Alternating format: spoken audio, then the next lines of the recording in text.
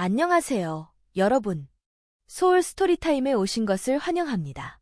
오늘부터 오리가미 교야 작가의 미스터리한 이야기, 기억술사 1, 기억을 지우는 사람을 시작합니다. 당신의 소중한 기억을 지운다면 어떤 일이 벌어질까요?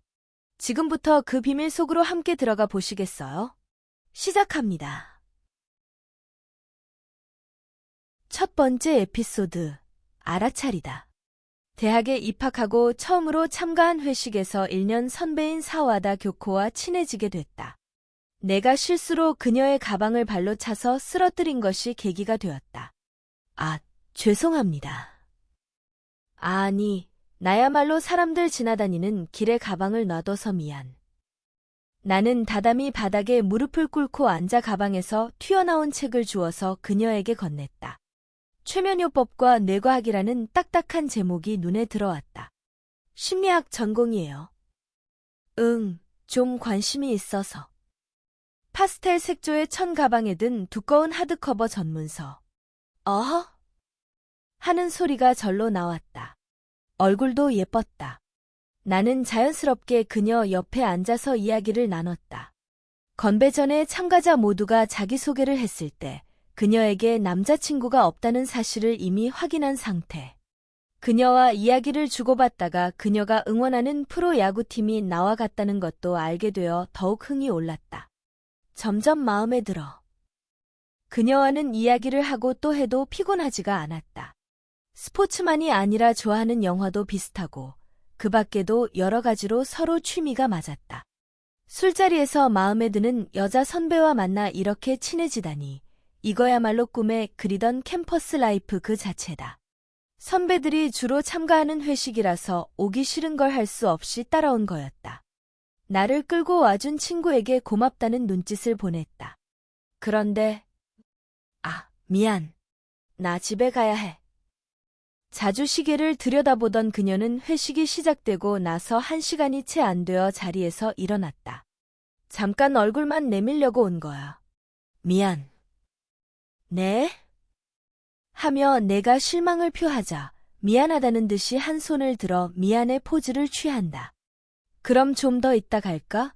라고 말해주기를 기대했건만 그녀는 친구로 보이는 여자에게 천엔을 건네고는 정말로 그대로 돌아가 버렸다. 나는 반쯤 어리둥절해하면서 그녀가 가는 모습을 지켜봤다. 이거 통금이 있다고 해도 너무 이르잖아. 이제 8시가 좀 지났을 뿐이라고. 8시. 그렇게 소리내어 말하지는 않았지만 섭섭한 마음이 얼굴에 또렷이 드러났던 모양이다. 특별히 요시모리 군이 싫어서가 아니야. 교코는 항상 그래. 다른 선배들이 말했다. 워낙에 회식 자리에 오는 일도 별로 없지만 참가했다 해도 바로 집으로 가버려. 오늘은 그래도 오래 있었던 편이야. 나를 달래주기 위해 하는 말들 같았다. 그래도 계속 마음이 섭섭했다. 이메일 주소라도 받아두었으면 좋았을 것을 하는 아쉬움도 밀려왔다. 다행히도 그녀와 나는 같은 학부여서 어렵지 않게 학교에서 다시 볼 수 있었다. 같은 선택 과목을 수강하게 되어 자연스럽게 그녀와 만날 수 있었고 그녀를 3번째 만났을 때 학교 식당에서 같이 점심을 먹자고 청했다.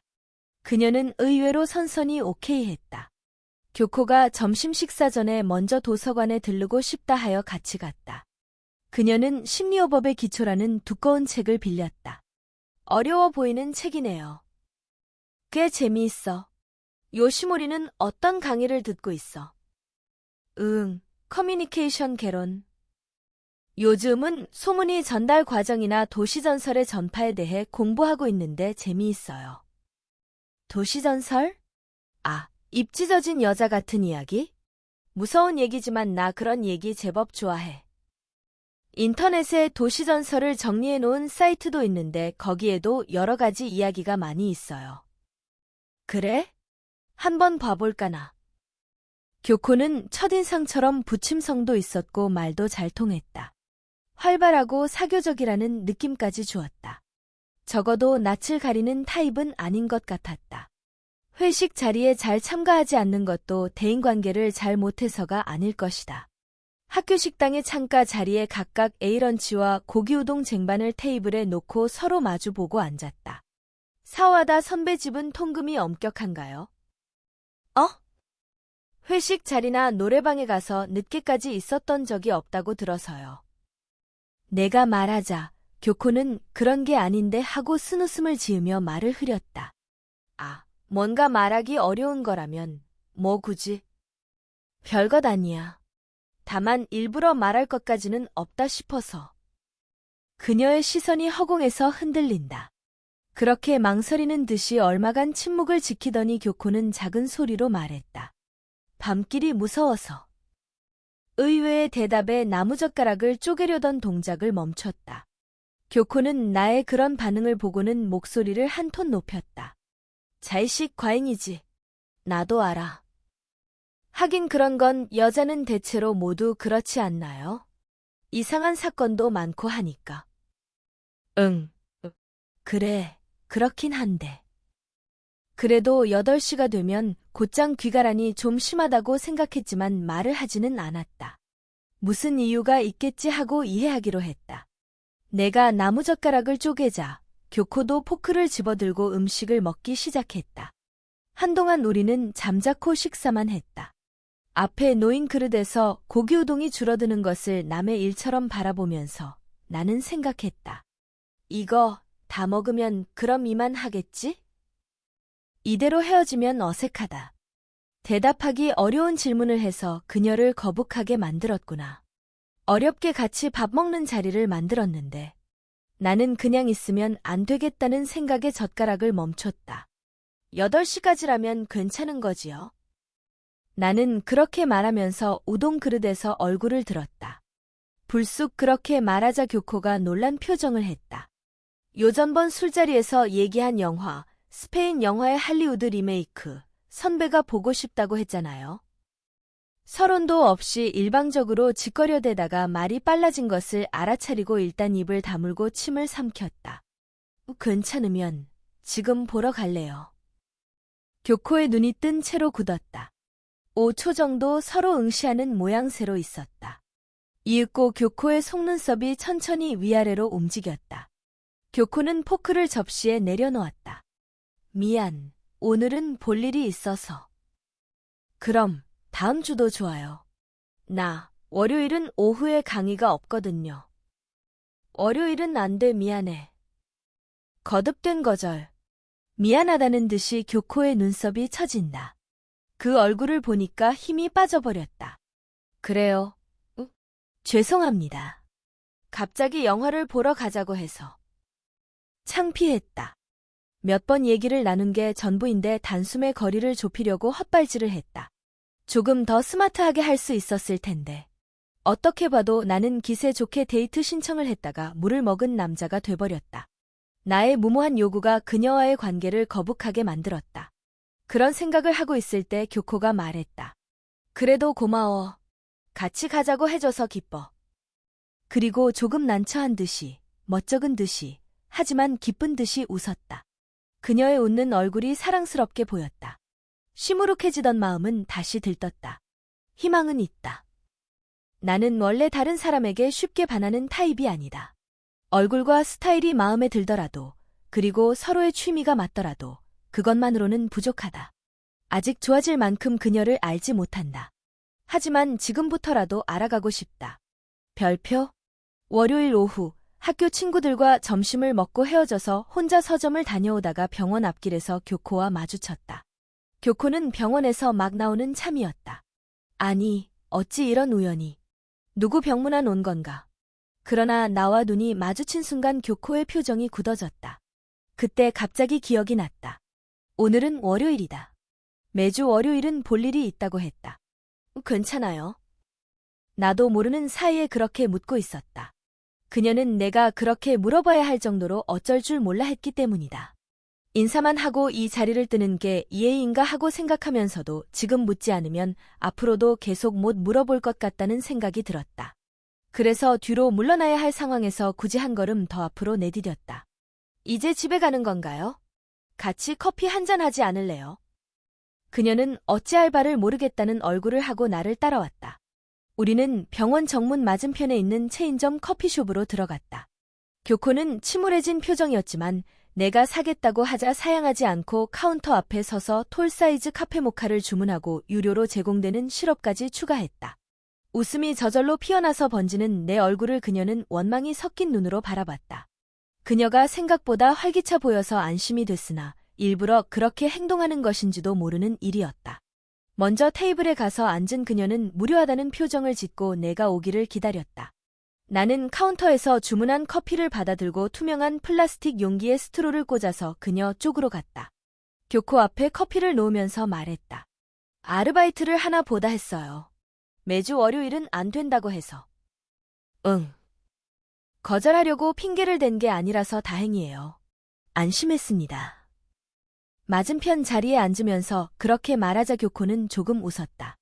그녀는 고맙다고 말하고 컵을 자기 앞으로 끌어당겨 양손으로 감싸듯이 들었다. 심려내과, 신체적 증상을 나타내는 신경증이나 심신증을 진료 대상으로 한다, 옮기니. 매주 한 번 다녀. 좋아지면 2주나 3주에 한 번만 와도 괜찮을 거라는데. 아직까지는 별 효과가 없는 것 같아. 교코는 컵 위로 수북하게 올라온 생크림을 보면서 그렇게 말하고는 나의 반응을 보려는 듯이 눈을 들었다. 나한테 실망했지? 내가 왜요? 이런 개인적인 사안을 털어놓게 만들었으니 오히려 교코 입장에서 내가 싫어졌을 법한 일이다. 내가 그런 반응을 보이자 그녀의 처진 눈썹이 또 한 번 웃었다. 밤길이 무섭다고 했잖아.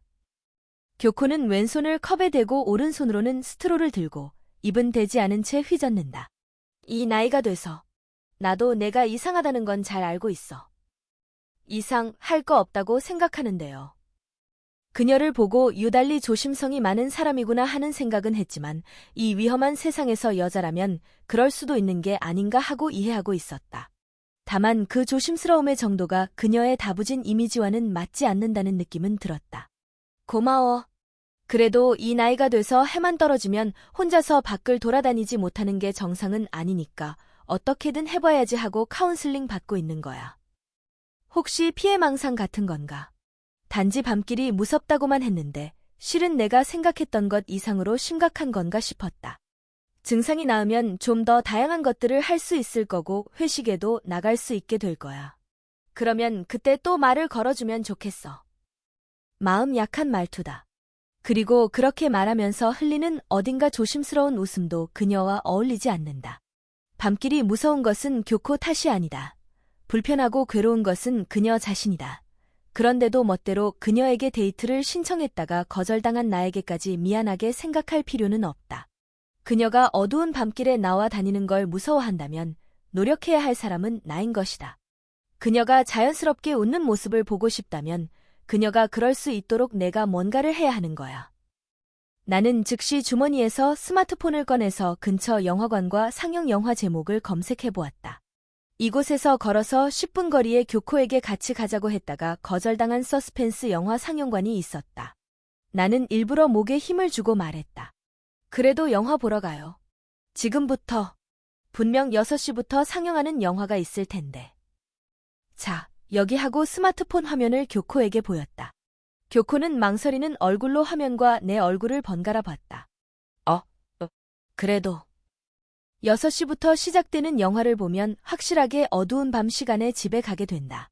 나도 그 정도는 알고 있다. 나는 그녀가 달아날 구멍을 막듯이 한마디 한마디 내 말로 둘러싸듯이 계속해서 말했다. 내가 데려다 줄게요. 집 앞까지, 꼭 아니, 문 앞까지. 버스든 전철이든 같이 타고 가요. 절대 안전하게 데려다 줄게요.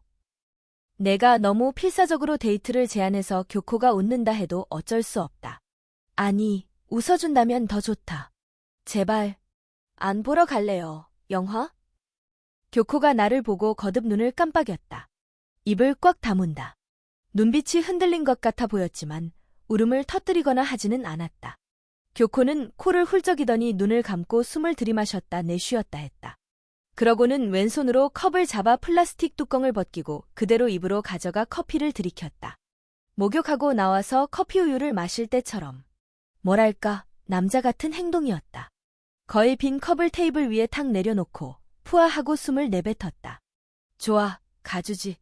그렇게까지 말하는데. 나는 왠지 우쭐해져서 턱을 치키고 가슴을 내밀고 말했다. 웬 고자세? 선배니까. 내가 너무 억지를 부렸나 하고 불안하던 터에 그녀가 농담 섞인 오케이를 하자 기분이 좋아져서 일부러 익살을 떨었다. 교코도 익살로 맞받았다. 부자연스러움이 느껴져도 서로 언급하지 않는다. 아직 둘 다 신경 써서 서로를 탐색하는 중이다. 한 발 다가간 것이 기쁠 뿐이다.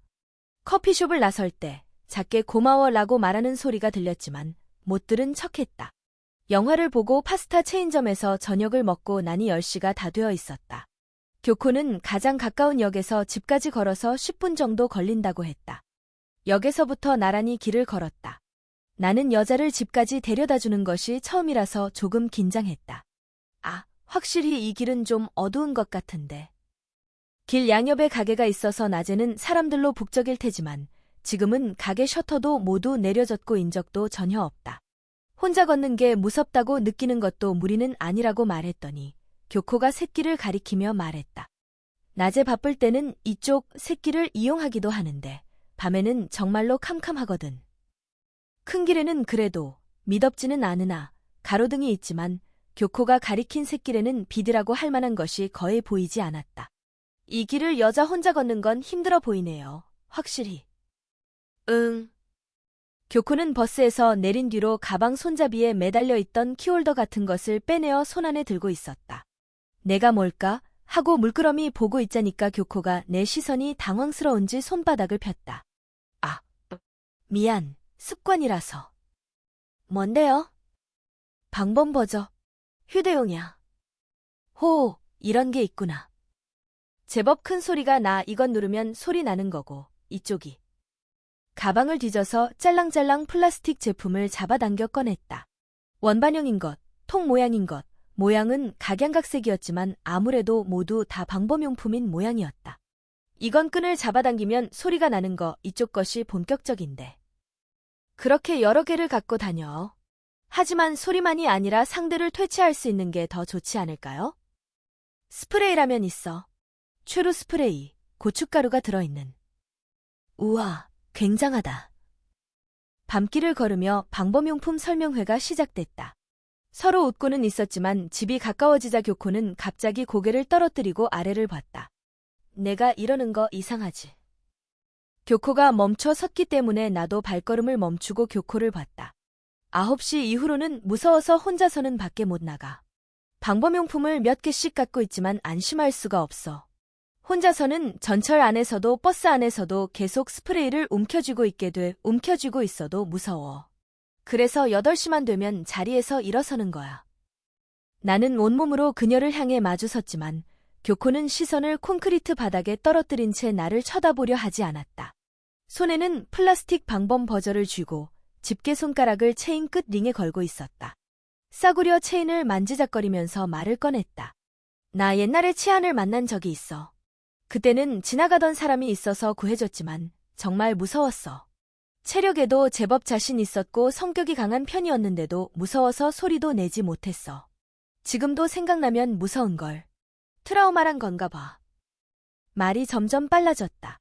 교코로서는 생각하고 싶지 않은 일, 입에 올리고 싶지 않은 일이었을 것이다. 그래도 어떻게든 용기를 내서 내게 그 이야기를 들려주고 있다. 나는 그녀와 시선을 마주치지는 못했지만 그녀가 하는 말을 진지하게 들었다. 이것저것 책도 많이 읽고 여러 사람과 상담하고 병원에도 다니기 시작했지만 안 돼, 이렇게 무서워할 필요가 없다고 머리로는 알고 있는데도. 어떻게 하면 좋을지 모르겠어 라고 말하는 교코의 목소리가 갈라진 채 잦아들었다. 교코는 이야기를 끝내고도 멈춰 선 채 얼굴을 들지 않았다. 나는 뭔가 할 말을 찾기 위해 애썼다. 그녀가 그동안 고민해온 것에 대해 내가 쉽게 답을 줄 수 있을 리 없었으나 그렇다고 그냥 듣기만 하고 끝낼 수는 없었다. 그녀가 조금이라도 나를 신뢰하고 있다면 적어도 나와 함께 있을 때만큼은 안심했으면 좋겠다. 그녀가 자기 자신을 이상하다고 생각하고 그 때문에 나에게 미안하다고 말한다니 그런 생각은 하지 않았으면 좋겠다. 나는 속으로 그렇게 말해보며 할 말을 찾았지만 결국 그녀를 안심시킬 수 있는 말이 생각나지 않았다. 나는 스스로 한심해하며 입을 열었다.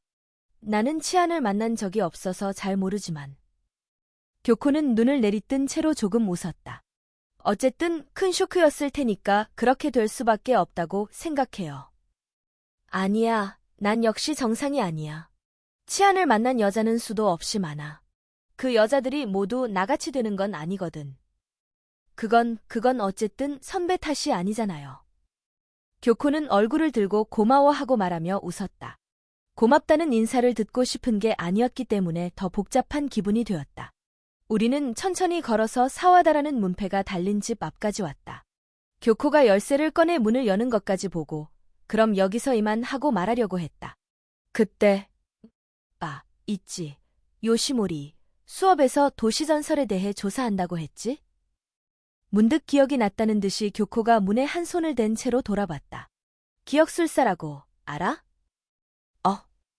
순간 철렁했다. 그 말이 처음 듣는 말이라서가 아니었다. 기억술사가 다녀갔나 보구나. 꽤 오랫동안 들어보지 못했던, 그러나 기억에 남아있던 그 말이 머릿속에서 갑자기 되살아났기 때문이다. 내가 옛날에 들었던 그 기억술사 얘긴가? 모르지? 미안, 아무것도 아니야. 내가 미처 대답도 하기 전에 교코는 자기가 한 말을 지우기나 하듯이 가슴 앞에서 손을 흔들었다. 열린 문 너머로 몸을 반쯤 미끄러지듯 들이밀고 양손을 마주하여 감사의 뜻을 보냈다. 고마워, 정말. 학교에서 또 봐. 네. 문이 닫혔다. 별표? 커뮤니케이션 개론 과목의 과제 리포트를 쓸 때 참고한 인터넷 사이트가 있었다. 개인이 운영하는 사이트 같았는데 도시전설 전반에 대해 다루고 있었고 종류별로 그리고 가나다 순으로 전국의 도시전설을 망라해놓았다. 거기에 더해서 검색 기능이 달린 사전과 관리인이 정리해놓은 각종 도시전설에 대한 고찰, 도시전설에 도통한 관리인이 상주하고 있는 채팅방까지 있었다. 정보량도 상당했다. 헤어질 때 교코가 한 말이 신경 쓰여서 북마크를 해놓은 채 그대로 둬던 그 사이트를 열어봤다. 그리고 도시전설 사전의 가행에서 기억술사 항목을 찾았다. 마이너한 도시전설답게 다른 항목과 비교하면 정보량은 적었지만 그래도 여러 줄의 설명이 실려 있었다. 이를테면 기억술사는 기억을 지울 수 있는 괴인이다. 기억술사를 불러내는 방법이 몇 가지 있는데 기본적으로 기억술사는 자신을 만나고 싶어 하는 사람 앞에 스스로 나타난다. 일본에서 유행하는 도시전설 가운데 해외로부터 수입된 것이 적지 않은데 기억술사 이야기는 일본, 그것도 도쿄 인근 이외의 곳에서는 들을 수 없다.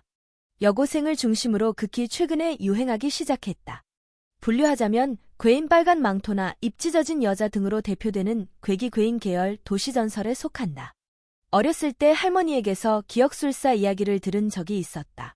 사이트에 실려있는 정보와 내용은 대충 비슷했다. 그러나 사이트에는 최근의 유행이라고 쓰여 있었다. 옛날에는 극히 한정된 지역에서만 떠돌던 도시전설이 무슨 이유로 널리 알려지게 된 걸까? 별 내용이 없네.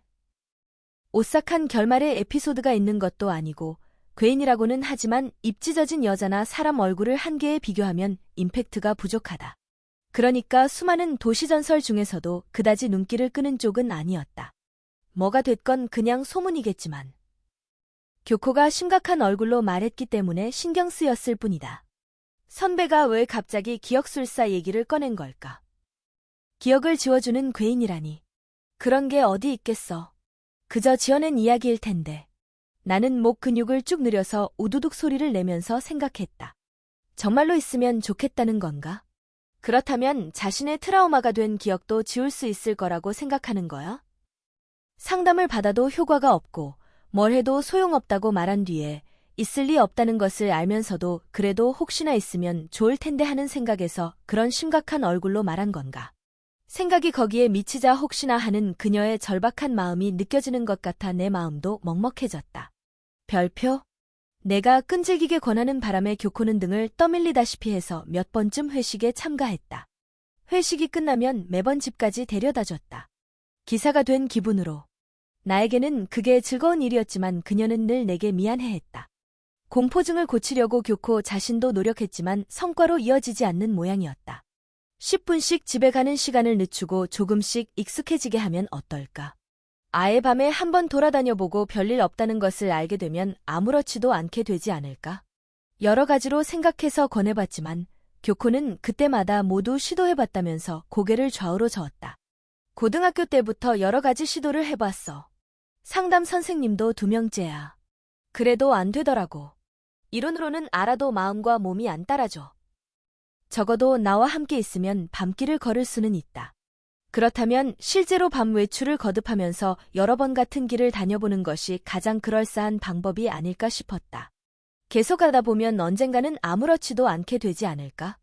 그녀를 집에 데려다주는 임무를 몇 번쯤 반복한 뒤에 타이밍 좋게 열린 회식 자리에 이번에도 교코와 함께 참석했다. 이제 그녀도 조금은 밤거리를 다니는데 익숙해지지 않았을까? 그렇게 생각한 나는 술자리가 끝나갈 무렵 일부러 꼭 가봐야 할 볼일이 생겼다고 말하고 혼자서 자리에서 일어났다.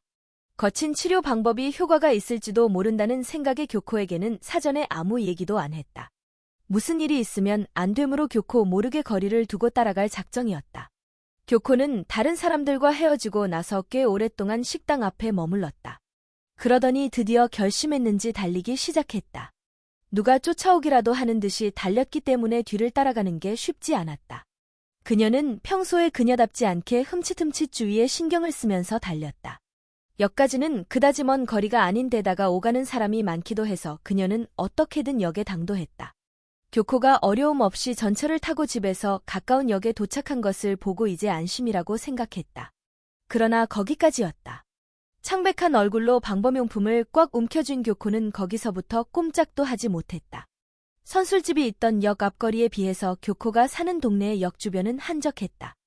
역 주위에는 24시간 영업하는 가게가 있어서 그나마 조금 밝았지만 거기를 벗어나 어두운 쪽으로 걸음을 내딛는 것은 아무래도 힘든 모양이었다. 몇 번을 시도했지만 채 몇 걸음도 나아가지 못하고 되돌아왔다. 먼 발치에서도 그녀의 몸이 딱딱하게 굳어 있다는 게 느껴졌다. 아직 일렀다. 교코의 공포증은 생각했던 것보다 훨씬 심각했다. 30분쯤 그렇게 하고 있었을까. 드디어 교코의 어깨가 축 처졌다. 역 바로 옆에 있는 24시간 영업하는 패밀리 레스토랑을 향해 방범 버저를 움켜쥔 채 달리기 시작했다. 그곳에서 밤을 지새울 작정인가 보았다. 나는 서둘러 그녀를 쫓아갔다. 레스토랑 앞에서 교코를 붙잡았다. 교코는 숨을 헐떡이는 나를 보고 바로 나의 의도를 알아차렸다. 미안. 울음을 터뜨릴 것 같은 얼굴로 말했다. 무서웠을 텐데, 불안했을 텐데, 교코는 자신을 속인 나를 탓하지 않았다.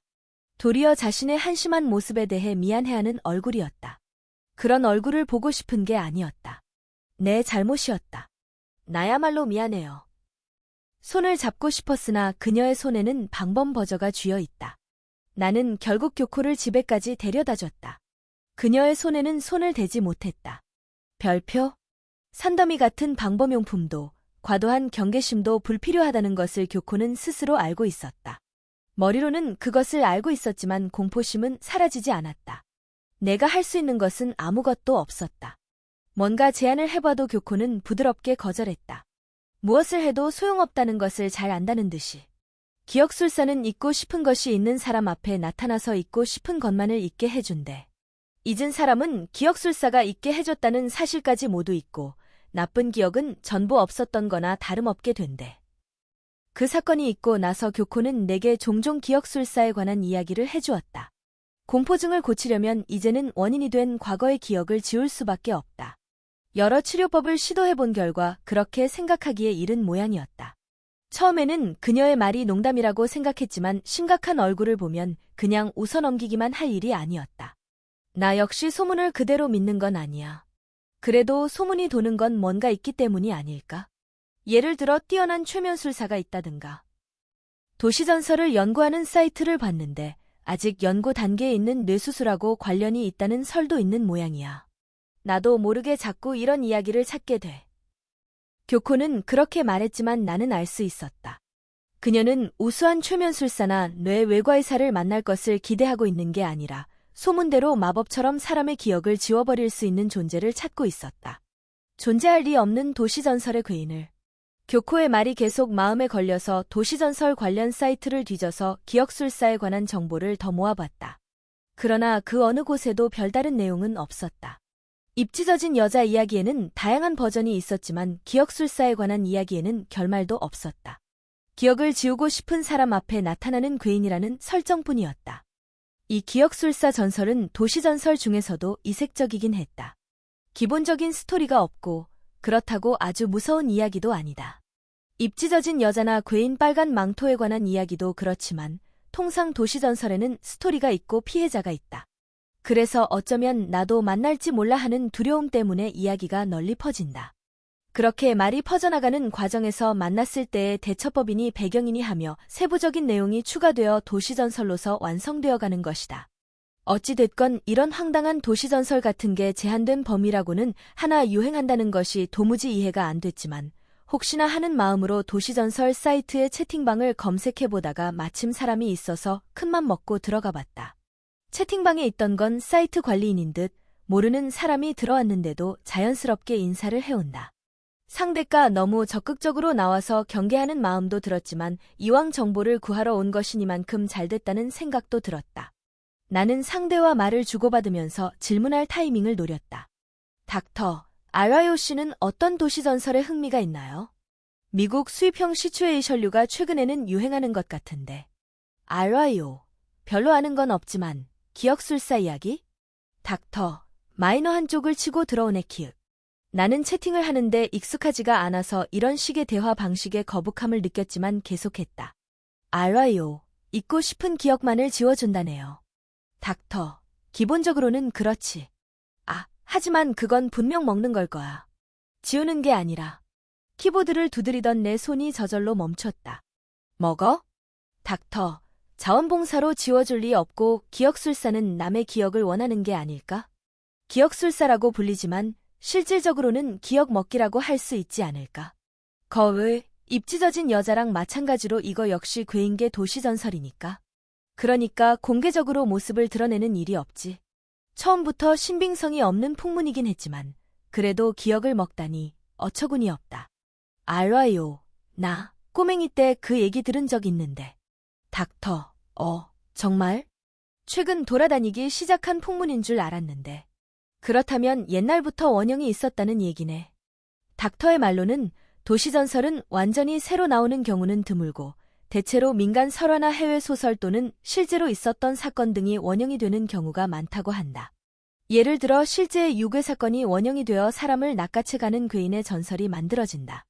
혹은 마을 최고 미인이 실은 입이 귀까지 찢어진 요괴이고 그 정체를 알게 된 마을 사람을 쫓아왔다고 하는 민간 설화가 언뜻 보아 아름다운 여성이 마스크를 벗으면 입이 찢어져 있고 봤지 하고 자기 얼굴을 본 사람을 잡으러 쫓아온다는 입 찢어진 여자의 도시전설로 이어졌다는 식이다.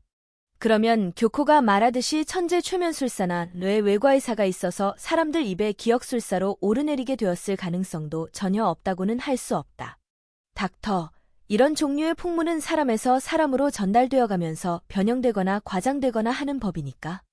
알와요 씨가 옛날에 들은 버전하고 지금 돌아다니는 버전을 비교해보는 것도 재미있을지 모르겠군. 알와요, 버전이 어떠니 할 정도로 다르지는 않은 것 같아서.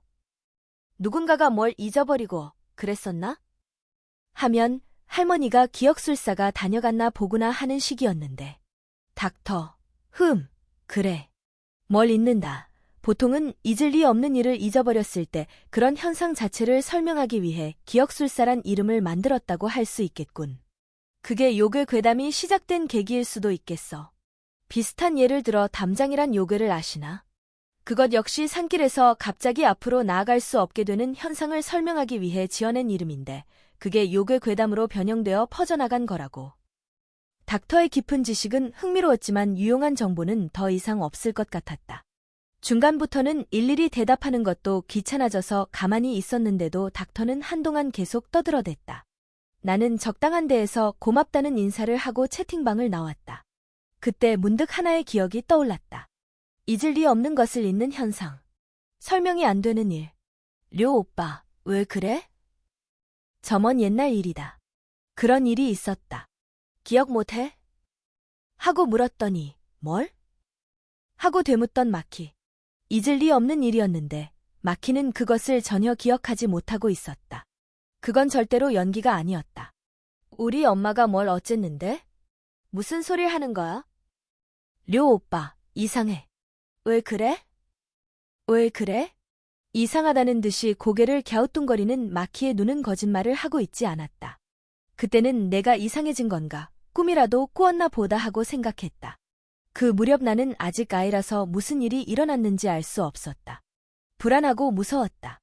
그 기억이 생생하게 다시 떠오른 것이다.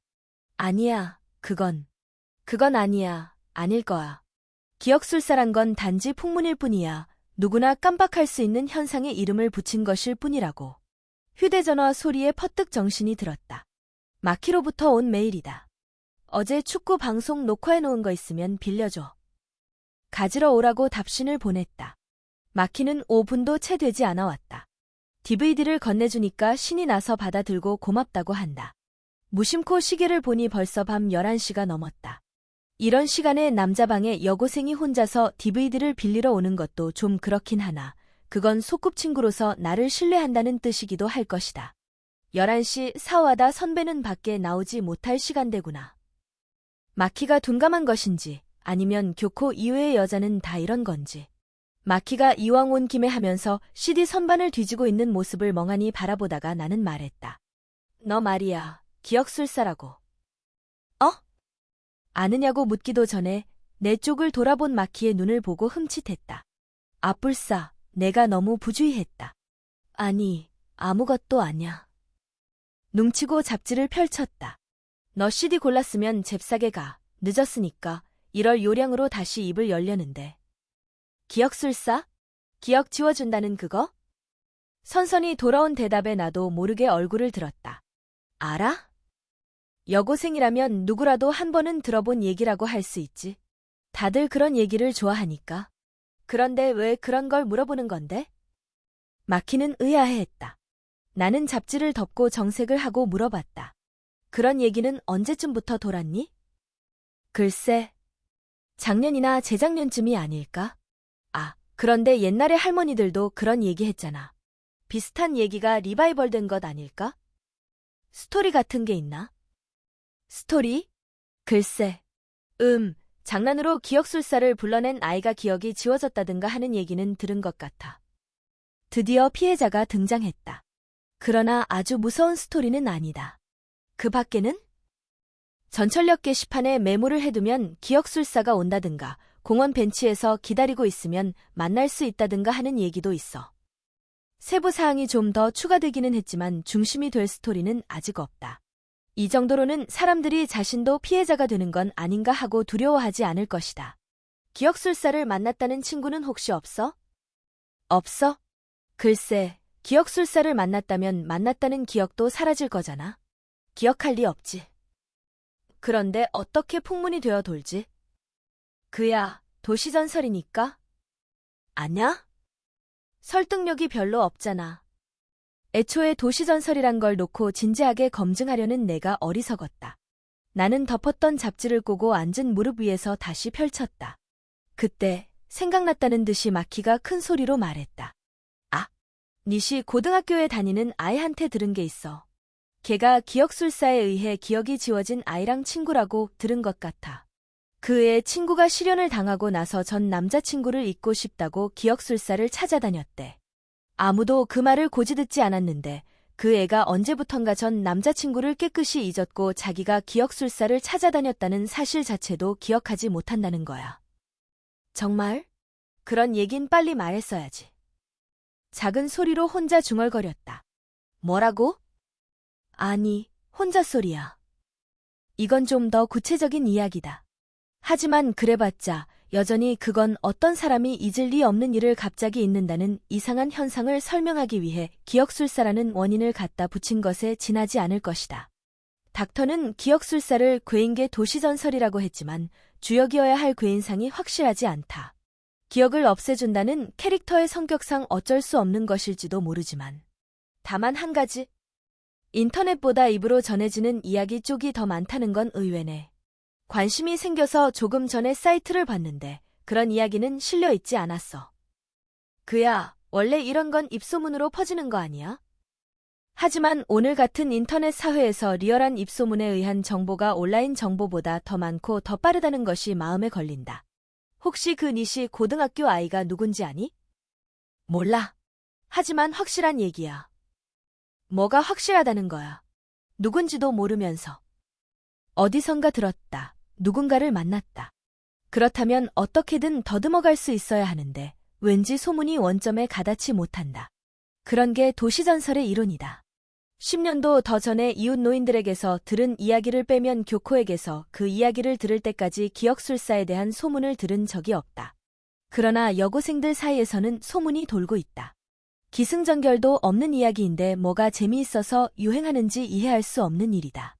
내가 모르는 뭔가가 여고생들의 마음을 움직였는지도 모른다. 있지. 료 오빠는 어떻게 생각해? 기억술사가 정말 있을 것 같아? 마키는 평소에는 여고생들의 이야기 같은 건 우습게 보고 상대도 않던 내가 자기가 꺼낸 화제에 흥미를 가지는 것을 보고 신이 나는지 그렇게 물었다. 바닥에 손을 짚고 몸을 쑥 내밀듯이 해서 의자에 앉아있는 나를 올려다본다. 대체 나이가 몇 살인데 이런 괴담을 놓고 있다 없다 하는 거니? 꿈이 없어. 있으면 좋겠네. 이런 생각으로 궁금해하는 것 아니었어? 기억을 지우는 괴인하고 꿈이 있는 거하고 무슨 상관이냐. 여고생은 수수께끼라니까. 현실적으로 생각하면 기억이란 지우려 해서 가볍게 지울 수 있는 게 아닐 뿐더러 지워서도 안 되는 것일 텐데. 그럴지도 모르지만 마키에게서 더 이상의 정보는 얻을 수 있을 것 같지 않았다. 게다가 마키가 기억술사 이야기에 지나치게 흥미를 갖는 것도 어쩐지 마음에 들지 않았다. 나는 이 얘기는 이제 끝 하는 의미에서 말투를 일부러 차갑게 바꿨다. 불만스러워하는 마키에게 반쯤 등을 보인 형태로 다시 책상을 향했다. 너 이제 그만 가라. 어린 처자가 한밤중에 남자 방에 오래 있는 것 아닙니다. 네. 마키는 마지못해 일어나서 DVD를 한 손으로 가슴에 품듯이 들고 방을 나갔다. 어머니와 마키가 조심해서 가라. 안녕히 계세요 하는 말을 주고받는 것이 들렸다. 창문을 열고 마키가 무사히 건너편 집으로 들어가는 것을 확인했다. 마키는 자기 집 문을 열다가 내가 보고 있는 것을 알고 손을 흔들었다. 나는 창문을 닫고 그 김에 커튼도 닫고 나서 맥 쪽으로 돌아섰다. 다시 도시전설 관련 게시판을 여기저기 들여다봤지만 기억술사에 관해 써놓은 글은 더 이상 찾지 못했다. 마이너하고 로컬한 도시전설이라. 일부의 사람들에게만 전해지는 이야기에는 혹시나 하고 생각하게 하는 점이 있다. 이야기 그 자체는 어이없을 정도로 거짓말인 게 분명한 것 같은데도 왠지 자꾸만 궁금해진다. 교코도 그랬을까? 기억술사라는 유치한 도시전설에서 뭔가를 느낀 걸까? 캄캄한 귀갓길, 어디로도 발걸음을 떼놓지 못하던 교코. 그런 교코가 마치 물에 빠진 사람이 지푸라기라도 잡고자 하는 심정으로 기억술사에게서 한 줄기 희망을 찾고자 한 것일까? 기억술사란 게 실제 할 리 없다는 것을 교코 자신도 정말은 잘 알 것이다. 알면서도 그런 것에 매달릴 수밖에 없는 것이 문제다. 그러니까 일단은 나를 믿고 의지하라고. 나는 한 손으로 앞머리를 휘저어 헝클어뜨렸다. 나는 나 자신이 풍문 속의 괴인보다도 교코에게 더 의지가 되지 못한다는 현실에 조금 의기소침해졌다. 물론 만난 지 몇 주 안 되는 나에게 의지하라고 하는 게 무리한 요구였는지도 모른다. 그렇다 해도 지푸라기에라도 매달리고 싶은 심정이라면 나한테 매달려줘도 되지 않나 하는 생각이 드는 건 어쩔 수 없었다. 물론 나는 천재 뇌 외과의사나 최면술사도 아니고 카운슬러도 아니지. 하지만 아무리 찾아도 찾아질 리 없다는 것을 잘 알면서 찾아 헤매기보다는 눈앞에 있는 나를 봐줬으면 좋겠어. 조금쯤은 의지해줬으면 좋겠다고. 함께 고민하는 정도밖에 못한다 하더라도. 차라리 실컷 찾게 놔두는 편이 좋을지도 모른다는 것을 머리로는 잘 알았다. 교코가 존재하지 않는 기억술사를 찾다 지쳐서 스스로 조금씩 변해갈 수밖에 없다는 걸 자각할 때까지 기다리면 된다. 어쩌면 교코 자신도 기억술사를 찾을 수 없다는 것을 잘 알면서도 그 사실을 스스로 인정할 수 있을 때까지는 어쨌든 찾아보자고 하는 것일지도 모른다. 그런데도 왠지 가슴 언저리에 응어리진 이 불쾌한 초조감이라니. 별표? 교코는 학생 라운지나 식당에도 점차 얼굴을 내밀지 않게 됐다. 함께 듣던 강희가 휴강이 된 탓도 있고 해서 사흘 동안이나 그녀의 모습을 보지 못했다. 나는 걱정이 되어 그녀의 친구에게 물어봤다. 교코는 최근 도서관에 처박혀 뭔가 찾고 있다고 했다. 점심때 그녀를 찾으러 가니 그녀는 맨 안쪽 자리에 앉아 산처럼 책을 쌓아놓고 메모를 하고 있었다. 밥 먹으러 안 갈래요? 내가 묻자 교코는 벌써 먹었다며 미안한 표정을 지었다. 그녀는 조금 마른 것 같았다. 쌓아 올린 책 뒤에 칼로리메이트, 일본의 식사 대용 과자 옴기니의 빈 상자가 보였지만 못 본 척했다. 선배, 오늘 강의 남았나요? 난 다 끝났는데. 응. 나도 오늘은 프리긴 한데 이 뒤에 볼 일이 있어서. 쌓여있는 책들의 제목을 보니 현대 도시전설, 사라지는 히치하이커, 도시의 무서운 소문 등이었다. 교코는 그것들을 나의 눈으로부터 숨기듯이 쓸어 모으고 일어섰다. 볼일? 날 밝을 때 가야 해 알잖아. 난 어두워지면 밖에 나다니지 못하는 거. 쓴웃음을 지으며 말하는 교코의 목소리에 가슴이 쓰려온다. 책 위에 겹쳐진 파일 노트에서 전설, 녹색 벤치, 공원, 남의 눈을 피한다.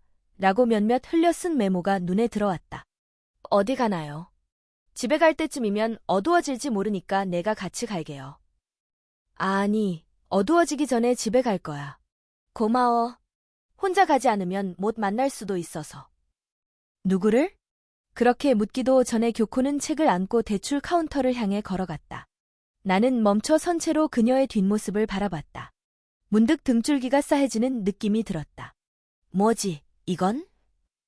나는 곧바로 교코를 뒤쫓아 도서관을 나섰지만 그녀의 모습은 이미 보이지 않았다. 교코는 뭔가 하려는 중이고 그것을 위해서 지금 나와 거리를 두려고 하는 것 같았다. 그 뭔가가 뭔지 대충 예상은 되었다. 고민 끝에 교코에게 전화를 걸어봤지만 전원이 꺼져선지 아니면 전파가 안 닿는 장소에 있어선지 좀처럼 연결이 되지 않았다. 시간을 두고 걸고 또 걸고 해서 6번째에 겨우 연결이 됐다. 내 하는 교코의 목소리가 너무 반가웠다. 선배, 정말로 기억술사를 찾고 있는 겁니까? 인사도 뭣도 없이 말을 꺼냈다. 교코는 말이 없었다. 선배, 내가 도와줄 테니까 조금씩 익숙해지면 되잖아요. 전에는 실패했지만 다음에는 잘 될지도 모르잖아요. 전화 건너편에서 교코의 거친 숨소리가 들리는 것 같았다. 나는 마음이 급해져서 서둘러 말했다. 내가 무서워지면 바로 뒤돌아보고 확인할 수 있게 뒤에 좀 떨어져서 갈 테니까. 그러면 어쩌면. 요시모리. 교코의 조용한 목소리가 나를 불렀지만 나는 마치 쫓기는 사람처럼 멈추지 않고 계속 말했다. 그래도 역시 무서우면 선배가 그런 연습을 시작해봐도 좋겠다는 생각이 들 때까지 내가 계속 집까지 바래다 줄게요. 그만해, 요시모리. 다시 한 번 내 이름을 부르는 교코의 목소리에 울음이 섞여 있었다. 나는 입을 다물었다. 휘릭, 목구멍 속에서 공기가 새어나왔다. 하려던 말이 사라져버린다. 그만해. 교코의 목소리가 또 말했다. 그만해. 요시모리랑 같이 있어도 무서워. 전화 너머 교코의 목소리가 차가운 물질이 되어 나의 등을 쓰다듬었다. 준비가 되어 있지 않았다. 예기치 않게 가슴을 찌르는 말을 들었을 때 등줄기가 서늘해지는 이런 감각. 미안해. 공기를 떨게 하는 교코의 목소리는 거의 울음소리가 되어 있었다. 요시모리가 좋은 친구란 건 잘 알지만 둘이 있어도 소용이 없어. 미안해, 요시모리. 정말 미안해. 나도 모르게 휴대전화를 너무 세게 눌러대서 귀가 아팠다. 말이 나오지 않았다. 집에 데려다줘서 기뻤어. 걱정해주고 다정하게 대해줘서 고마운데 그래도 어쩔 수가 없어. 마치 조건반사같이 저절로 몸이 움츠러들어. 요시모리랑 같이 있어도 움츠러들어. 내가 어떻게 생각하든 아무 상관없어. 괜찮다든가, 선배 탓이 아니라든가, 사과하지 말라든가, 울지 말라든가 하는 말들이 차례차례 머릿속에 떠오르는데 하나도 목소리가 되어 나오지 않았다. 이렇게 멍하게 있을 때가 아니야. 지금은 그보다도 교코에게 해야 할 말이 있을 텐데, 있었을 텐데. 나 정말 요시모리랑 제대로 만날 수 있게 되고 싶어. 그녀가 마지막으로 한 말에 또 머릿속이 새하여졌다. 이런 상태로는 요시모리하고 얼굴을 마주 볼 수가 없어. 응석 부리는 게 아니고 도움을 받는 게 아닌 내가 제대로 혼자서 그걸 할 수 있게. 울음 섞인 소리로 말하는 것이 창피한 듯 교코는 말이 빨라졌다. 미안, 끊을게. 요시모리, 미안해, 고마워. 선배. 내가 미처 말을 꺼내기도 전에 전화가 끊어졌다. 머릿속이 멍해져서 휴대전화를 든 채 내내 서 있었다. 그녀에게서 고맙다는 말을 들을 만한 일을 한 것일까? 나는 그녀의 신뢰에 값할 정도로 진지했던 걸까? 집에도 같이 가고 고민을 들어주기도 하면서 조금은 가까워졌다고 생각했지만 겨우 그 정도로 우쭐해져 아마도 잘못된 방법을 선택해서 그녀를 몰아붙였던 것이리라. 그래서 그녀에게 힘이 되어주고 싶었지만 실은 부담만 되고 말았다. 의지해준 걸 기뻐하다니 그건 그저 자기만족이었을 뿐이다. 결국 아무것도 알지 못했다. 제대로 알지도 못하면서 기사인 척했다. 그런데도 그녀는 나를 제대로 마주 보고 싶다고 말해줬다. 그런 그녀에게 해줄 수 있는 게 아무것도 없단 말인가. 나는 무슨 말을 하면 좋을지 알 수 없었지만 여하튼 아무 이야기라도 해야겠다는 생각에 다시 휴대전화에서 교코의 번호를 불러냈다. 하지만 막상 통화 버튼을 누르지는 못했다. 미안하다고 말하는 것조차도 자기만족인 것 같은 기분이 들었기 때문이다. 망설이고 망설이다 한 번 더 걸어봤지만 연결되지 않았다. 교코가 전원을 끈 모양이었다. 다음 날 강의가 시작하기 전에 강의실 앞에서 기다렸지만 교코는 나타나지 않았다. 강의가 끝날 때까지도 나타나지 않았다. 교코를 찾아 캠퍼스를 돌아다녔다. 식당에도 도서관에도 교코는 없었다. 휴대전화도 받지 않았다. 정신을 차리고 보니 벌써 하늘은 어두웠다. 하루 온종일 찾아 돌아다녔지만 어디서도 그녀를 볼 수 없었다. 학교 주변 학생들이 모이는 가게는 전부 들여다봤지만 어디에도 교코의 모습은 없었다. 교코는 벌써 집에 돌아갔을지도 몰라. 한 번 더 전화를 해봤지만 여전히 연결되지 않았다. 나는 교코의 집으로 향했다. 그녀를 만났을 때 어떤 말을 어떻게 해야 좋을지는 여전히 알 수 없었다. 그래도 만나야 한다. 이대로 있을 수는 없다. 몰아붙이려고 한 게 아닌데. 멋대로 그녀를 위해서라고 단정짓고 내 생각을 강요하고 괴롭힌 것에 대해 그녀에게 사과하고 싶었다. 마주 보고 싶다고 한 그 말만으로 충분하다고, 나에게 부담을 느낄 필요는 조금도 없다고 그녀에게 말하고 싶었다.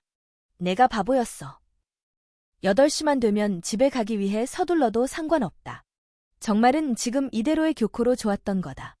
도움이 되고 싶어서 의지할 수 있다고 생각해주길 바라서 폭주했을 뿐이다. 그랬음에도 나는 여전히 그녀가 나의 선의를 이해해주기를, 내가 곁에 있는 것을 허락해주기를, 그래서 함께 노력해주기를 바랐다. 싫은 기억을 지울 수는 없더라도 함께 새롭고 즐거운 추억을 만드는 거라면 가능할 터였다. 교코가 그러길 원하기만 한다면. 나는 교코에게 할 말을 마음속으로 되뇌며 교코를 집까지 데려다주기 위해 지나갔던 길을 혼자서 달렸다. 교코의 집에 도착하여 조금 망설인 끝에 현관벨을 울렸다. 교코는 어머니가 아버지의 전근지로 따라갔기 때문에 작년부터 혼자 이 집에서 지내고 있다고 말했다. 그러니 그녀의 가족과 얼굴을 마주칠 걱정은 없었다. 그리고 지금 시간은 비록 교코가 외출을 못하는 시간대이긴 해도 지나치게 늦은 방문은 아니었다. 그러나 집 안에서는 아무 반응이 없었다. 창문에 불빛도 보이지 않았다. 아직 집에 오지 않았나? 그렇다면 누군가가 집까지 데려다주지 않는 한 교코는 오늘 밤 중으로 집에 돌아오지 못할 것이다. 나는 걱정이 되어 휴대전화에 전화를 걸어봤지만 역시 연결되지 않았다. 어쩌면 누군가와 함께 돌아올지도 모른다. 나는 한동안 집 앞에 서서 기다려봤다. 그러다가 교코가 이전처럼 역까지 와서 한 걸음도 내딛지 못하고 있을지도 모른다는 생각이 퍼뜩 나서 다시 역까지 되돌아갔다. 역 주위를 둘러보고 나서 근처 음식점을 들여다봤지만 교코는 어디에도 없었다. 이미 교코가 아니더라도 여자 혼자서 돌아다니기에는 무서운 시간이 되어 있었다. 나는 마지막으로 편의점을 돌아보고 나와서 역으로 돌아왔다. 오늘은 그만 포기해야 할 모양이었다. 나는 자꾸 가라앉기만 하는 기분을 떨쳐내기 위해 숙였던 얼굴을 들었다. 내일 다시 와보면 돼. 그렇게 생각하고 있는데 낯익은 뒷모습이 횡단보도를 건너고 있는 게 눈에 들어왔다. 설마 이런 시간에 교코가 혼자서 밖에 있을 리 없었다. 그러나 자잘한 꽃무늬 셔츠는 분명 눈에 익은 것이었다. 망설임 없는 발걸음으로 걸어가는 상대방의 등을 멍하니 바라보다가 허둥지둥 뒤를 쫓아갔다. 밤길 공포증을 극복한 걸까? 아니, 교코가 아닐지도 몰라. 그런 생각을 하며 열심히 그녀 쪽으로 달려가는데 갑자기 시야에서 그녀가 사라졌다. 평소에 교코를 데려다주던 길이었는데 그녀의 모습이 보이지 않았다. 가로등 불빛에 뿌옇게 드러난 밤길, 셔터가 내려져 조용한 거리에는 교코는커녕 사람 그림자도 보이지 않았다. 놓칠 만큼 거리가 멀었던 것도 아닌데. 어떻게 된 일일까? 나는 잠시 생각하다가 혹시 캄캄한 새끼를? 하고 속으로 소리를 질렀다. 나는 교코가 아니더라도 보통 사람이라면 발을 들여놓기가 망설여지는 가로등도 뭣도 없는 어둡고 좁은 길을 들여다봤다. 집까지는 이쪽 길이 지름길이라고 교코가 말했다. 그녀가 혼자서 이런 시간에 이 길을 지나갔으리라고는 생각할 수 없었다. 그러나 평소 다니던 길에서 모습이 보이지 않는 이상 다른 가능성은 없었다. 어느 쪽이든 간에 교코의 집까지 가보면 얼핏 본 것이 교코였는지 아닌지 확인할 수 있을 것이다. 나는 그렇게 생각하며 샛길로 들어서서 달렸다. 사람이 없는 탓인지 발소리가 묘하게 울렸다. 눈을 부릅뜨지 않으면 몇 미터 앞도 잘 보이지 않는 어둠이었다. 조금 앞쪽으로 불빛이 보여서 한숨 놓는 순간 길 끝자락에 그녀의 뒷모습이 보였다. 역시 교코였다. 교코 선배! 그녀 곁으로 달려가면서 큰 소리로 그녀를 불렀다. 교코는 자신을 부르는 소리에 멈춰 서서 돌아보더니 의아한 얼굴을 했다. 무슨 일이에요? 학교에도 안 오고 휴대전화는 연결이 안 되고 더구나 이런 캄캄한 길을 혼자서. 난처하다는 표정을 지으며 교코는 나의 말을 막았다. 누구세요? 순간 그게 무슨 말인지 알 수 없었다. 선배. 얼굴이 보이지 않을 정도로 어둡지는 않았다. 목소리만으로는 사람을 식별할 수 없더라도 이렇게 가까이에서 마주보고 있는데 나를 못 알아볼 리 없었다. 류이치인데요. 그녀가 나를 놀리기 위해 농담을 하는 건가? 아니면 교코를 똑 닮은 다른 사람인가? 그러나 그녀는 교코 선배라고 부르는 소리에 돌아보지 않았는가? 나 대학 1학년 같이 일본문화연구 개론강에 듣고요. 회식 자리에서 처음 만나 인사를 나눈 요시모리 류이치예요. 미안해요. 내가 사람 얼굴을 잘 기억하지 못해서. 그래, 후배라고? 다카다 교수님 강의 듣는구나. 집이 이 근처야. 내가 혼자서 걸어가는 걸 보고 걱정돼서 말을 걸어준 거구나. 교코였다. 틀림없었다. 목소리도 웃는 모습도. 그건 틀림없는데 마치 나를 전혀 모르는 것 같은 말투였다. 기억을 못해. 심장 박동이 빨라졌다. 침착해. 나 자신을 타일렀다. 괜찮습니까? 이런 어두운 길, 혼자서. 이렇게 늦었는데. 목소리를 가다듬고 물었다. 부자연스러워지지 않게. 그야 여긴 주택가니까. 무슨 일 있으면 소리 지르면 되고. 교코는 환하게 웃으며 말했다. 아무렇지도 않아. 그렇게 위험한 일은 없을 거야. 난 눈이 좋은 편이고 힘도 쓸 줄 알아. 혹시 치안을 만나도 쫓아버릴 수 있어. 다른 사람 같아. 교코가 아니야. 교코라면 이렇게 말할 리 없었다. 적어도 눈앞에 있는 것은 내가 아는 그녀가 아니었다. 무슨 말을 해야 좋을지 알 수 없었다. 침묵이 이어지자 교코가 다시 수상쩍어하는 표정을 지었다.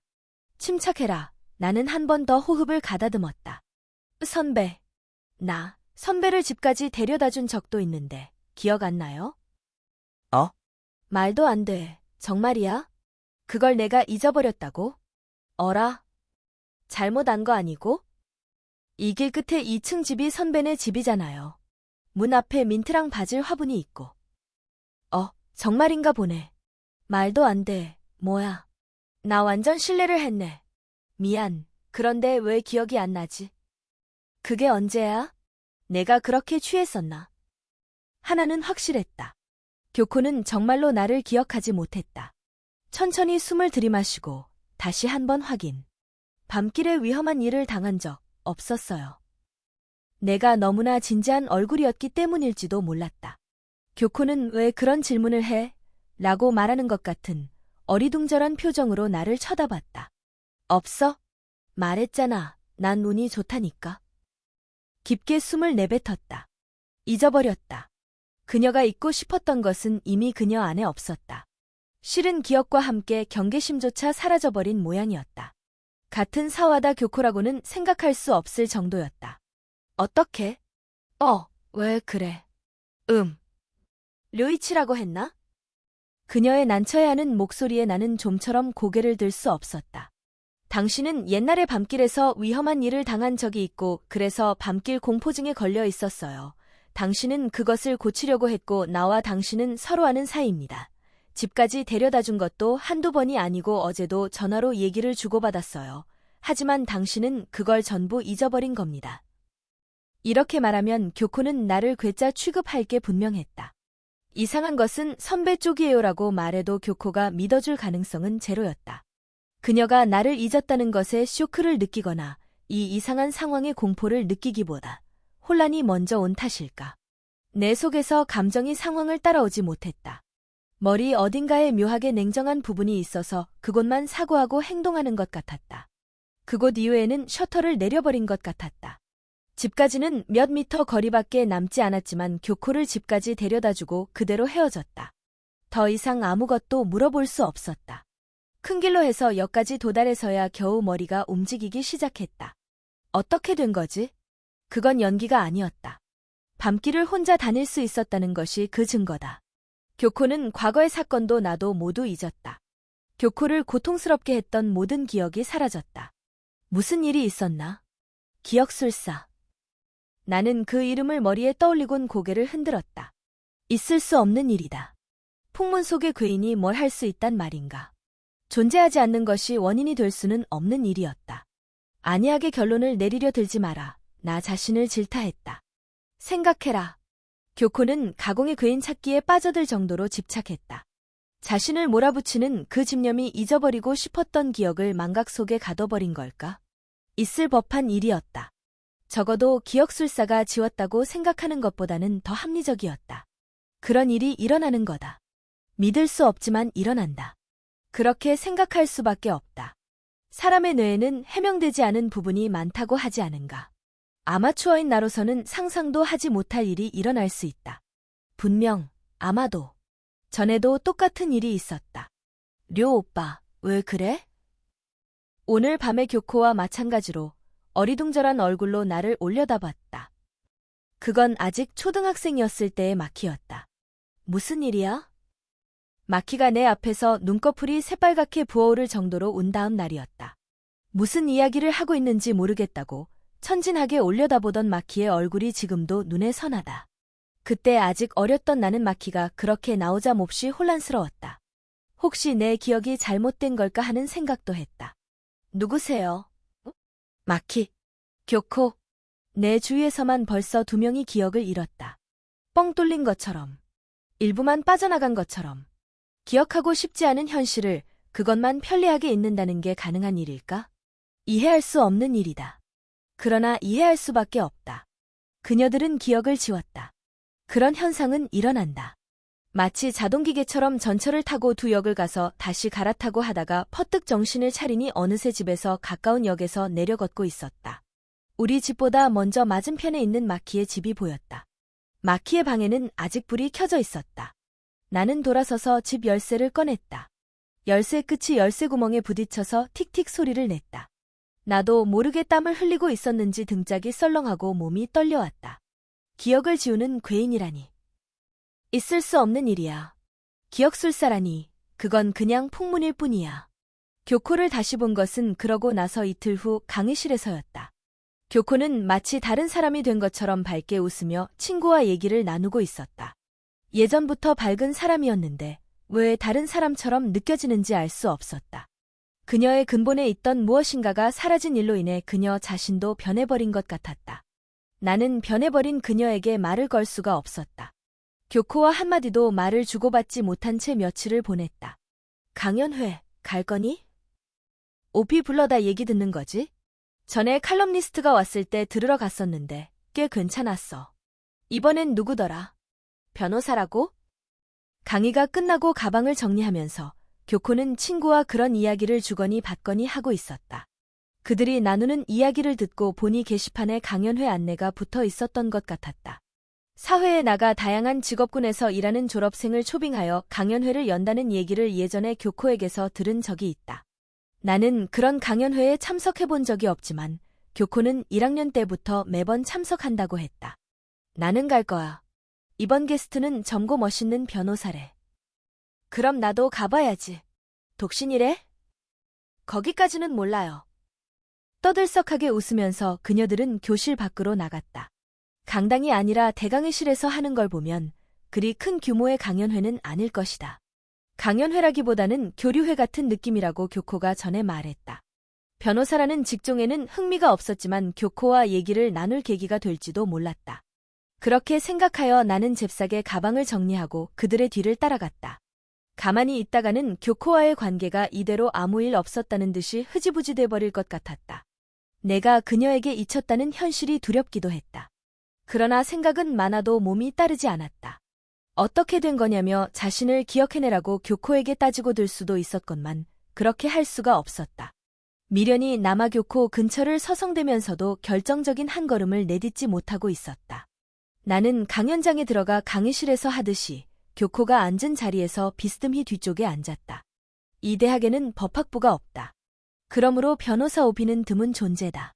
그래서인지 강의가 시작될 무렵에는 대강의실이 거의 다 찼다. 박수로 맞이한 변호사는 꽤나 젊어 보였다.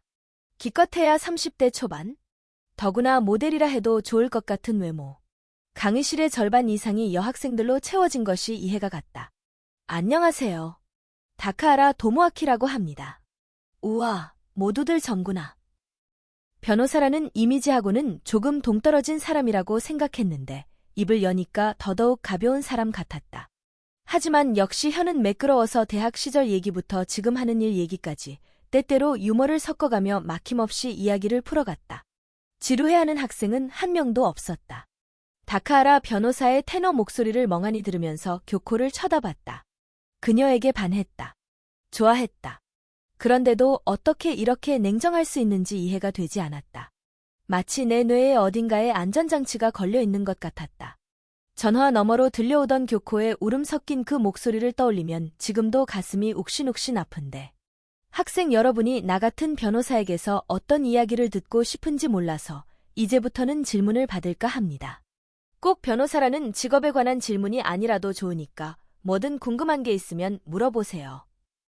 교코가 옆자리의 친구와 얼굴을 마주보고 어떻게 할래? 하듯이 웃었다. 교실 안이 웅성거렸다. 잠시 시간이 흘러 드디어 가장자리에 앉은 갈색 머리의 학생이 손을 들었다. 법률 관련 질문도 됩니까? 실제 사안에 대한 것이라면 가볍게 대답할 수는 없는데. 일반적인 대답으로도 좋다면.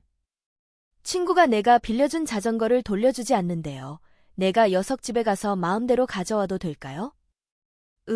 멋대로 되찾는 건 좀 그런데. 도둑 맞은 물건을 되찾는 거라면 모를까. 그것도 문제가 없는 건 아니지만. 평온하게 빌려준 것을 강경한 수단으로 되찾는다는 건 절도죄가 될 가능성이 있고요. 네, 절도? 자기 물건이라도 그렇게 되는구나 등등. 다시 강의실이 술렁거렸다. 자전거는 자기 물건인데 그게 어떻게 도둑질이냐, 이렇게 생각하겠지만 그 사람이 그 물건을 지금 현재 갖고 있고 지배하고 있는 그 상태를 한 것이 된다고 하면 이해가 될까? 법률이란 게 의외의 권리를 보호한답니다. 이번에는 오 하고 감탄하는 소리. 나 역시 교코에게만 향하던 시선을 다카하라에게로 옮겼다. 흥미가 생겼다. 상대가 친구라면 역시 우선 대화를 해야 하지 않을까? 질문을 한 남학생은 순순히 고개를 끄덕이며 감사하다고 말했다. 다카하라는 다시 시선을 방청석 가운데로 돌렸는데 시작부터 법률 관련 질문이 나온 탓인지 다른 학생들은 손을 들기 힘든 모양이었다. 다카하라가 어떤 질문이라도 괜찮아요 하고 말하자 기세 좋게 맨 앞줄의 여학생이 손을 들었다. 네, 말해봐요. 선생님, 결혼하셨나요? 애인 있어요? 잠깐의 사이도 두지 않고 그 옆에 있던 또 한 명이 덧붙였다. 웃음소리가 터져 나왔다. 다카하라는 동요하지 않고 빙긋 웃으며 대답했다. 독신입니다. 안타깝게도. 꺄 하는 환호성. 이미 강연회 분위기가 아니었다. 거기서부터는 양복의 브랜드가 뭐냐, 연간 수입은 얼마냐 하는 속된 질문이 이어졌다. 계속 받아주다가는 끝이 없을 것 같았는지 다카하라가 손을 들고 말했다. 네, 슬슬 사적인 질문은 마감하겠습니다. 또 없나요? 여자분들 질문이 눈에 띄는군요. 남자분들은? 교실을 빙 둘러보는 다카하라의 시선이 내 위를 지나쳐갔다. 흘깃 교코를 보니 소곤소곤 뭔가 친구와 얘기하며 신이 나 있었다. 나를 돌아보지 않는다. 이쪽을 보지 않는다. 당연하다. 그녀는 나를 기억하고 있지 않다. 나는 다시 시선을 들어서 다카하라를 봤다. 그가 말한 것처럼 자기 것이 아니더라도 단지 가지고 있기만 하면 법률로 보호받는 대상이 되는 거라면, 잃어버린 기억이 실은 누군가에 의해 지워진 거라면, 그건 있을 수 없는 일이었다. 있을 수 없는 일이라는 걸 알면서도 왜 이런 생각을 하는지 나 자신도 알 수 없었다. 그게 내가 몰두하는 것만큼 의미가 있는 게 아닐지도 모르지만 그래도 물어보고 싶었다. 그저 교코를 내가 앉아있는 쪽으로 돌아보게 하고 싶었던 것일 뿐인지도 몰랐다. 마음에 걸리는 것이 있다면 아주 잠깐이라도 나를 돌아보지 않을까 하고 생각했다. 나는 이렇게 고민하는데 그녀는 모두 잊고 웃는 것이 분했는지도 몰랐다. 나는 오른손은 청바지 주머니에 넣은 채 왼손을 들었다. 네, 말해봐요. 다카하라와 눈이 마주쳤다. 기억도 법률의 보호 대상이 되나요? 다카하라는 한순간 눈이 동그랗게 되었으나 바로 원래의 웃는 얼굴로 돌아갔다. 정보가 법률에 의해 보호되느냐는 질문인가요? 데이터의 가치를 말하는 게 아니라 사람의 기억에 대해 말하는 겁니다. 예를 들어 사람의 기억을 지울 수 있는 인간이 있다고 치고 그것을 실행하면 그 행위는 죄가 됩니까? 질문의 의도를 모르는 학생들이 다시 웅성거렸다. 다카하라는 흥미롭다는 듯이 턱을 당기고 나를 바라봤다. 그걸 할 수 있다 치고 본인에게 알리지 않고 무단으로 지운 경우에는 죄가 될 가능성이 있지요. 단, 형법에 규정되지 않은 사안에 대해서는 재판할 수 없다는 것이 일본의 법률이에요. 그게 어떤 죄가 될지는 단언할 수 없습니다. 게다가 기억이 그 사람에 의해 지워졌다는 사실을 입증할 수 없는 한 죄를 묻는 것은 무리겠지요. 어이없다고 여길 만한 질문에 다카하라는 정성껏 답변을 했다. 그 덕분에 쓱 하고 머리에 열기가 식었다. 무의미한 질문을 했다고 생각했다. 존재하지 않는 괴인에게 죄의 책임을 물어봤자 아닌가. 예를 들어 머리를 때려서 그 사람의 기억을 잃게 했다면 상해죄가 될 수는 있겠지만 그 경우에도 기억을 잃게 하려고 때린 게 아닐 테니까 기억이 침해당했다고 생각하기는 어렵겠지요. 상정될 케이스에 따라 다르겠지만. 법률 얘기여서였을까? 다카하라는 조금 전까지보다 다소 변호사다운 어조로 말했다. 나는 이야기를 끝낼 생각에 네, 고맙습니다 하고 말했다. 그런데 왜 그런 의문이 떠올랐는지 흥미로운데요. 물어봐도 될까요? 다카하라가 온화하게 웃는 얼굴로 그렇게 물어왔다. 시선이 멋대로 앞자리에 앉은 교코에게로 향했다. 돌아보지 않을 걸 잘 알면서도 그녀의 뒷모습을 줬다니 지금 한 질문과 마찬가지로 의미 없는 일이라고 생각했다. 생각은 그렇게 해도 머리가 아닌 다른 부분이 내 몸을 움직이는 것 같았다. 사람의 기억을 지우는 괴인이 있다는 도시전설이 있어서요. 요전번에 어쩌다 친구와 연락에 그 얘기를 했기 때문에 갑자기 생각이 났어요. 별난 걸 물어서 죄송합니다. 아니, 흥미로운데. 그 이야기에 대해 나중에 개인적으로 좀 가르쳐 줄래요? 다카하라는 부침성 있게 웃고는 방청석을 향해 다음 질문을 받았다. 기억을 지워버리는 괴인이란 말을 듣고도 교코의 표정에는 아무런 변화가 없었다. 나는 끝끝내 교코와의 관계를 회복하지 못한 채 2학년이 됐다. 3학년이 된 교코는 취업 활동을 시작했는지 캠퍼스에서 얼굴을 마주치는 일이 거의 없게 됐다. 그러던 어느 날 도서관에 들렀다가 집에 가는 길에 오랜만에 교코를 보고 발길을 멈췄다. 그러나 그녀에게 말을 걸 생각은 하지 않았다. 교코는 등을 보이고 걸어갔다. 잠깐만. 이런 식으로 있는 거구나. 나는 자조적인 기분이 되어 입가를 일그러뜨렸다. 기억술사라니, 도시전설의 괴인이라니, 그런 거 없어도 사람은 있게 마련이다. 사람은 그런 존재니까. 원하지 않아도 기억은 희미해지는 거다. 강하게 원하면 지워버리는 일조차 가능할지도 모른다. 그렇게 생각하는 쪽이 기억술사에 의해 기억이 지워졌다고 생각하는 것보다 훨씬 현실적이었다. 머리로는 이렇게 알고 있는데도 왜일까? 그날 밤 교코가 난 모르는 사람을 보는 눈으로 나를 바라봤을 때 등줄기가 서늘해지던 그 감각을 잊을 수 없었다. 열어둔 창문으로 익숙한 웃음소리가 들려서 자리에서 일어섰다. 창틀에 손을 얹고 길을 내려다보니 짐작한 대로 마키가 친구와 함께 걸어오는 것이 보였다. 마키는 한창 나이의 여자아이답게 멋을 부리게 되었고 헤어스타일도 조금 바뀌었다. 그래도 웃는 얼굴은 옛날이나 지금이나 똑같았다. 비스듬히 위에서 내려다보는 앵글로 다가오는 그녀를 멍하니 바라봤다. 원래 잘 웃는 아이였던 마키는 요즘도 늘 웃고 다닌다. 냉정하게 대하거나 놀리거나 하면 바로 뿌르퉁해지지만 사소한 것만 가지고도 바로 다시 웃는다. 옛날부터 그랬다. 그런데도 가끔 생각나는 어린 시절의 마키는 왠지 늘 울음이 터지기 직전의 얼굴이었다. 그때 기억술사. 그건 10년이나 전의 일이었다. 눈이 부을 정도로 펑펑 온 다음 날 울었다는 사실조차 깨끗이 잊어버린 마키를 보고 많이 놀랐다. 우연일까? 잊고 싶은 것을 자기 마음먹은 대로 잊는다는 것이 정말로 가능할까? 가능하다면 어느 정도의 확률로 일어날 수 있는 일일까? 돌연 기억이 사라지는 불가사의한 현상. 의학적으로나 과학적으로 설명이 되는 일이라 하더라도 내 주위에서만 2번이나 그런 일이 일어나다니 이건 천문학적인 확률이 아닌가. 물론 요즘 내가 생각하는 하나의 가설을 받아들인다면 그런 일을 설명하기는 편할 것이다. 하지만 그건 받아들이기에는 너무나도 황당무계한 가설이다. 도시전설의 괴인, 기억술사. 마음 한구석에서는 있을 수 없는 일이라고 생각하면서도 자꾸 그 말이 떠올랐다. 어처구니 없는 생각을 떨치기 위해 머리를 흔들었다. 정신 차리고 보니 머리 흔드는 게 버릇이 되어 있었다. 생각이 나려 할 때마다 이렇게 나를 알아본 마키가 신이 나서 손을 흔들었다. 함께 있던 친구인 듯한 소녀도 마키가 뭐라고 하자 창문을 올려다봤다. 료 오빠. 설마 했는데 큰 소리로 이름을 부른다. 하필 자기 집 앞길에서. 바보. 이웃의 민폐라니까. 나는 혼잣말을 하면서 창에서 떨어졌다. 뭐야 하고 불평하는 마키의 목소리가 들렸지만 무시하고 커튼을 쳤다. 타이밍 좋게 책상 위에서 진동으로 설정한 휴대전화가 울렸다. 전화기를 집어 올려서 보니 착신 화면에는 모르는 번호가 찍혀 있었다. 장난전화라면 금방 끊어질 거야 하고 잠시 기다렸는데 계속 울려서 하는 수 없이 통화 버튼을 눌렀다. 네. 아, 요시모리군? 나 다카하라인데. 남자의 목소리였지만 누군지 알 수가 없었다.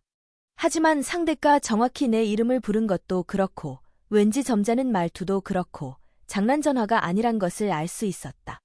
나의 침묵을 어떻게 이해한 것인지 전화 건너편의 상대는 다시 자신의 이름을 말했다. 다카하라 법률사무소의 다카하라 도모아키.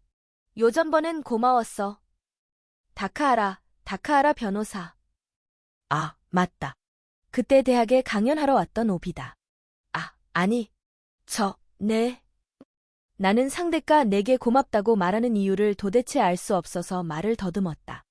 게다가 전화번호를 가르쳐준 기억도 없었다. 나는 머뭇머뭇했다. 기억술사에 대한 얘기, 도움이 많이 됐어. 고맙다는 의미에서 언제 한번 밥을 사고 싶은데. 쫙 하고 전신에 털이 곤두섰다. 뭐? 몸이 서늘해진 것은 뿜어져 나온 땀 탓일까? 몸에서 핏기가 싹 가시는 느낌이었다. 기억술사. 기억술사? 네, 그런. 입안이 말라서 잘 움직이지 않는 혀가 생각에 앞서서 움직였다. 머리와 몸이 따로 노는 것 같이 느껴졌다. 집이 다치카와라고 했나? 사무실 근처에 올 일이 있으면 전화해. 나도 뭔가 알게 되면 알려줄 테니까. 네. 내 목소리가 떨리고 있다는 것을 상대가 눈치채면 안 된다. 눈치채면 어때? 아냐, 안 돼. 지금은. 들키면 안 돼. 뭘 들켜? 생각하지 마. 더 이상. 정말 고마워. 전에도 말했지만 이 이야기는 우리 도노무라한테는 비밀로 해주길 부탁해. 그 친구 걱정이 많은 타입이거든. 그럼, 또래 친구들과는 다른 침착한 목소리. 하지만 강연회 때보다는 조금은 더 소탈한 말투로 다카하라는 그렇게 말하고 전화를 끊었다.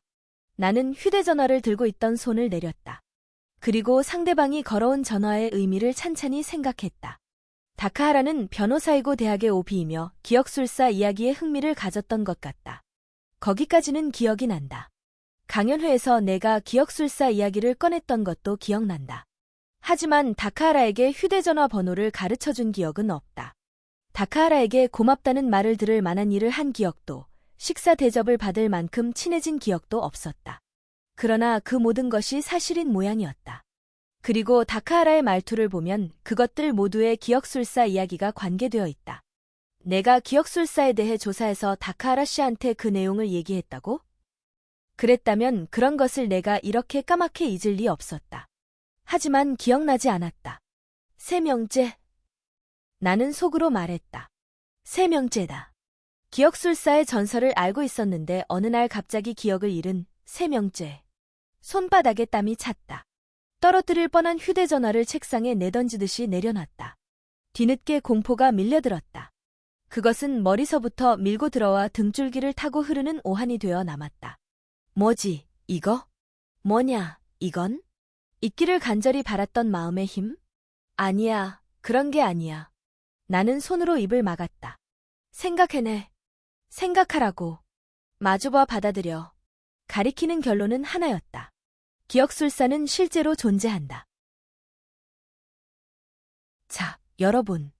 오늘은 오리가미 교야의 기억술사일. 기억을 지우는 사람. 첫 번째 에피소드.